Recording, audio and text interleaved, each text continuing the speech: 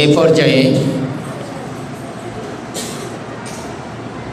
ঈদের নামাজের নিয়ম এ সম্পর্কে আলোচনা নিয়ে আসছেন বিরুলিয়া উলামা ও ইমাম পরিষদের সহসভাপতি এবং জামিয়া রশিদিয়া আইঠার মাদ্রাসার প্রিন্সিপাল আলহাজ হজরত মাওলানা শহীদুল্লাহ সাহেব আলহাজ হজরত মাওলানা শহীদুল্লাহ সাহেব।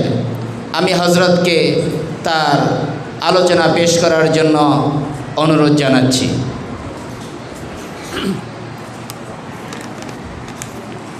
আসসালামু আলাইকুম ওয়া রাহমাতুল্লাহি ওয়া বারাকাতুহু।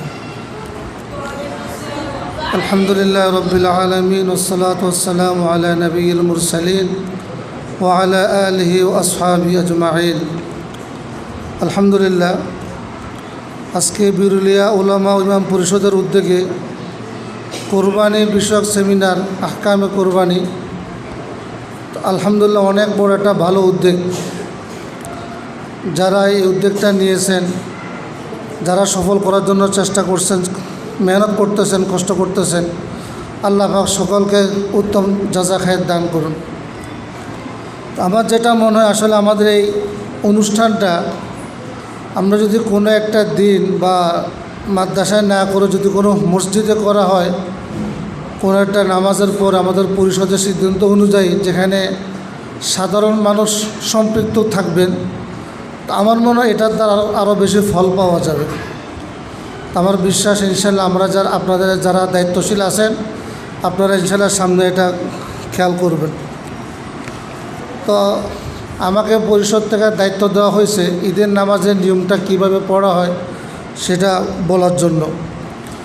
আসলে ঈদের নামাজ অন্যান্য নামাজের মতোই, নিয়তের মধ্যে শুধুমাত্র পার্থক্য যে আমি ঈদের নামাজ আদায় করতেছি 2 রাকাত ঈদের নামাজ অতিরিক্ত 6 তাকবীরের সাথে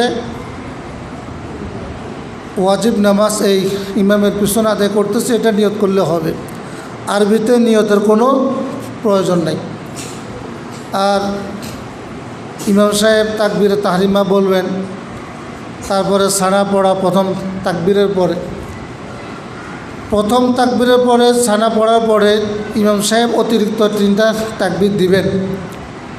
প্রথম তাকবীর দেওয়ার পরে হাত উঠায়া হাত ছেড়ে দিবেন। দ্বিতীয় তাকবীর বলার পরও হাত উঠায় হাত ছেড়ে দিবেন। তৃতীয় তাকবীরে হাত উঠাইয়া হাত বাঁধবেন। এরপরে অন্যান্য নামাজের মতো সূরা ফাতিহা কেরাত পড়বেন। রুকু সিজদা করার পরে দ্বিতীয় রাকাতের জন্য ইমাম সাহেব দাঁড়াবেন।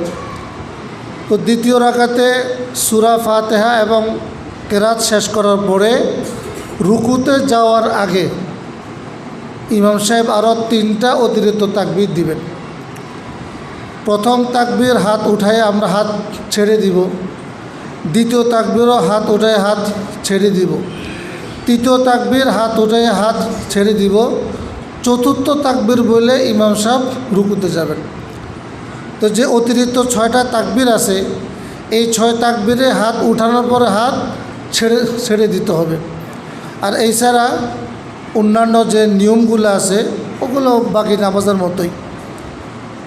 তো আলহামদুলিল্লাহ, যেহেতু বছরে একবার আমাদের এই নামাজটা হয়, 2 বার, এই ঈদুল আজহা এবং ঈদুল ফিতর, এই জন্য অনেক সময় আমাদের এটা ভুল হয়ে যায়।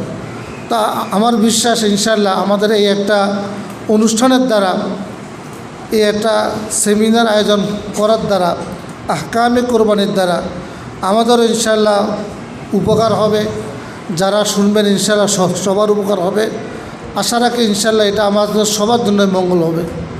আল্লাহ পাক রব্বুল আলামিন এই বিরুলিয়া উলামা ইমাম পরিষদটাকে কবুল করেন এবং এর পাশাপাশি অন্যান্য যে সমস্ত ওনারা উদ্যোগগুলো নেন, ভালো উদ্যোগগুলো নেন, সেখানে যাতে আমরা আরও জনসম্পৃক্ত করতে পারি, এরকম চিন্তাধারা করে এই সমস্ত কাজগুলো আমাদেরকে করার তৌফিক দান করুন।